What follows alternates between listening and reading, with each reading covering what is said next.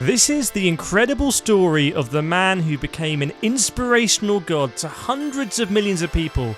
Not only did he create the legendary Gran Turismo, but with a relentless drive and passion for cars, accuracy and motorsport, he has at times operated in the future.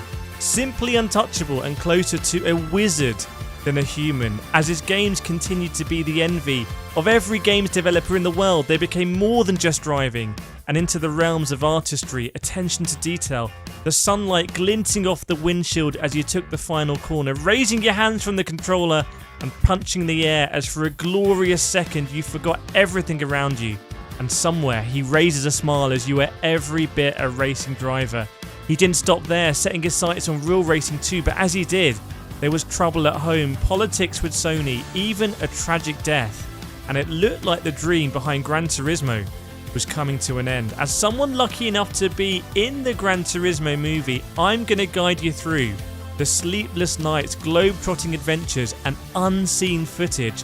So strap in, because in this video we're going to go on our own journey, courtesy of the genius that is Kaz Yamauchi. So let's go back. It's 1997. It's a dark night in Tokyo, but in a small, cramped office, a very young programmer named Kazunori Yamauchi is hunched over his computer. His fingers dance across the keyboard and his eyes are fixed on the glowing screen. Around him, a team of developers watches in silence. The air is thick with tension. They are on the verge of creating something revolutionary, something that even they did not expect would, in 30 years, transcend generations, inspire countless drivers, and birth a new realm of racing enthusiasts. Back then, racing games were basic, nothing more than pixels and imagination, but Kaz saw beyond the limitations of the time. He envisioned a game that didn't just simulate racing, it celebrated it. It was a dream that would take years, a team's relentless effort, and a journey through every Gran Turismo edition.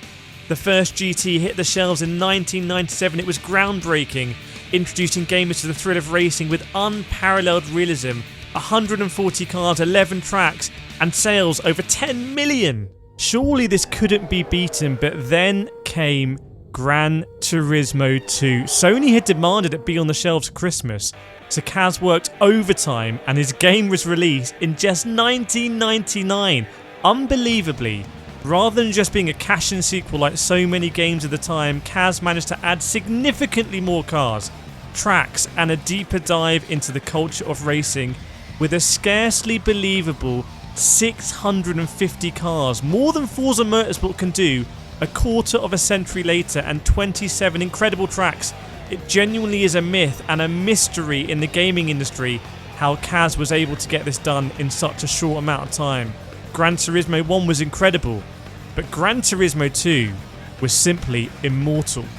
With Kaz now cemented as a genius who had transformed racing in the digital world, the executives at Sony were fixated and demanded something almost impossible. Under threat from Nintendo and a new Xbox gaming division from Microsoft, Gran Turismo was placed as the system seller for the PlayStation 2 console. In the end, Gran Turismo 3 A-Spec launched in 2001 for the PS2, and it was a huge success, the second best-selling title ever for the PS2 with over 14 million copies sold. How could it possibly be topped? Well, next came Gran Turismo 4. What a game, a personal favourite of mine. We're talking B-Spec, we're talking Rally, we're talking online mode. 721 cars on the PlayStation 2 with an incredible soundtrack too. It wasn't the biggest commercial success in the series actually, with just 12 million sold, but it was a fan favourite. And in fact, let me know in the comments which is your favourite Gran Turismo. And please make sure you're subscribed to my channel here if you're enjoying this video. I would personally really appreciate it. But Gran Turismo 4, at this stage, it felt like Kaz could do no wrong. Gran Turismo and Kaz were top of the world, and I think no one could predict what came next. Kaz's vision for virtual racing's real-world potential spurred the creation of GT Academy, a Hollywood story that blended gaming with motorsport for the first time. Partnering with Nissan, the program transformed top Gran Turismo players into actual racers, proving gaming skills on the virtual track can win real races. Yamauchi ensured the Academy's authenticity, laying the groundwork for a revolutionary scouting platform. GT Academy turned gamers into competitors, with the inaugural champion, Lucas Ordonez, paving the way from couch to cockpit, and he achieved racing glory. The program expanded globally, discovering racers who triumphed in world-class events, embodying the transformative power of this gaming revolution. Darren Cox's concept transcended screens, with GT Academy's narrative even capturing Hollywood. And this is where my story intertwines with those of Kazuya Miyuchi, Jan Mardenborough, Lucas Ordonez, as I starred in the Gran Turismo movie, and it's pretty scarcely believable that any of this is even possible, and I can say that now personally.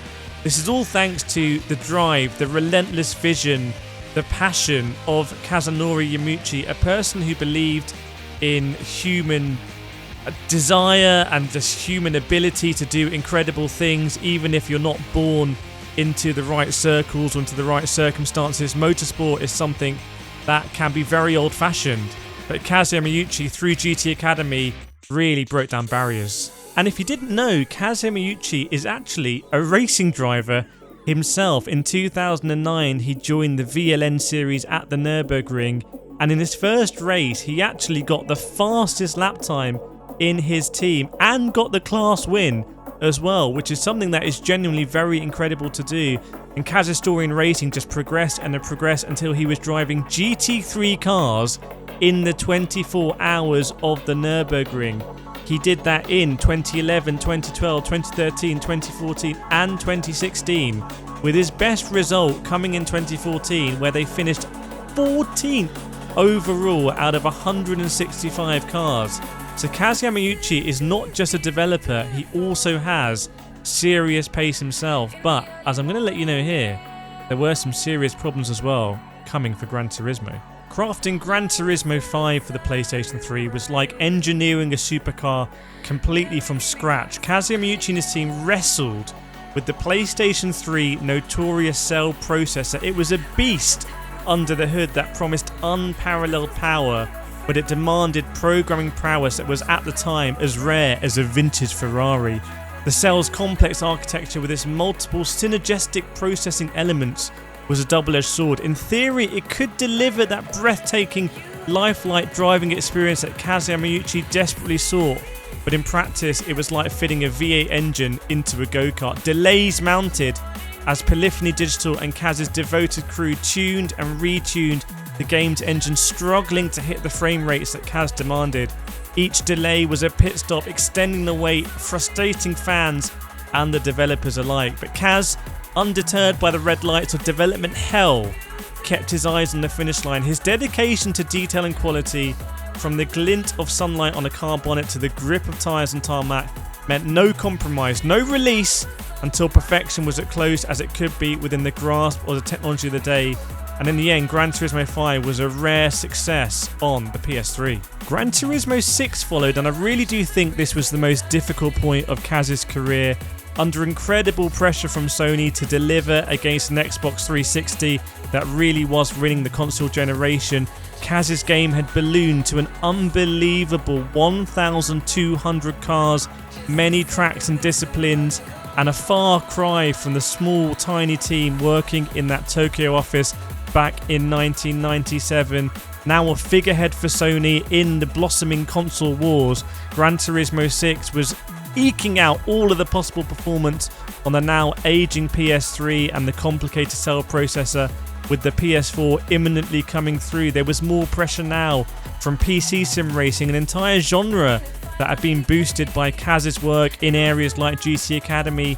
Xbox was working on their Forza iterations, and Kaz was still trying to pursue his vision of 60 FPS, 180p driving perfection, and struggling. It was a very difficult time, and I think it's fair to say Gran Turismo 6 was actually not a success. Something needed to change, and something needed to change significantly, and that's what we got in Gran Turismo Sport, arguably the most controversial game that Kazunori Yamauchi has ever produced. He stripped back everything, even the soundtrack pretty much went, and we were left with a very low number of cars and tracks and game modes. But what we had was a very clear vision from Kaz. Gran Turismo Sport was about racing. It was about competition.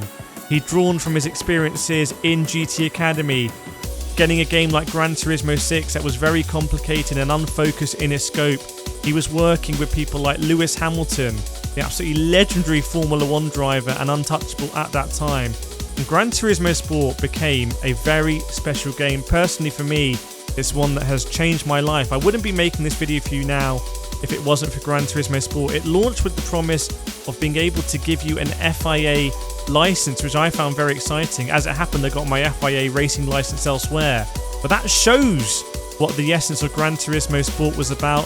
The Gran Turismo World Series put esports drivers at the pinnacle, and it happened to be the game for many people's COVID when we were under lockdown. Now for Gran Turismo 7, the sequel to Gran Turismo Sport, Kaz again returns to a turning point. Gran Turismo 7 is a fully numbered version of the Gran Turismo series, but some say it's a GT Sport 2. There are not that many more tracks, there's not that many more cars from Gran Turismo Sport. So Gran Turismo is essentially in a holding position now, waiting to see Kaz's next move. Now I got to speak to Kaz at the Gran Turismo World Series at Amsterdam, and he was there absolutely loving it and getting the adulation of his fans. He is still going strong. He still has a burning fire within him. I spent a lot of time with Kaz over the weekend there, and it was interesting to see what he was focusing on. It's still about competition from Kaz. I think Kaz has this burning desire in him to enable any child, person around the world who has an interest in racing to fully explore that. Remember, the tagline of Gran Turismo is the real driving simulator, and even in the face of incredible money spent by Microsoft has spent Sony's market cap buying one publisher in Activision. That shows how much money there is. Gran Turismo is still the king of the Simcade console racing experience, and it's down to one man and one man's vision, and that is Kazunori Yamauchi. So if you've ever played Gran Turismo, or you've seen the Gran Turismo movie, and you've got into car culture, it's worth saying that the car I drive in real life, my sports car, is actually a car that I drove in Gran Turismo Sport, the game, and fell in love with it. That is something that only Kazunori Yamauchi could do. Some of the decisions that he takes, people think are unusual, people think are unorthodox, but Gran Turismo has a soul, and that soul derives from one man, and that one man is Kaz Yamauchi. If you've enjoyed this video, please right now hit that subscription button. I'd really appreciate it, and check out these other videos too. See you next time.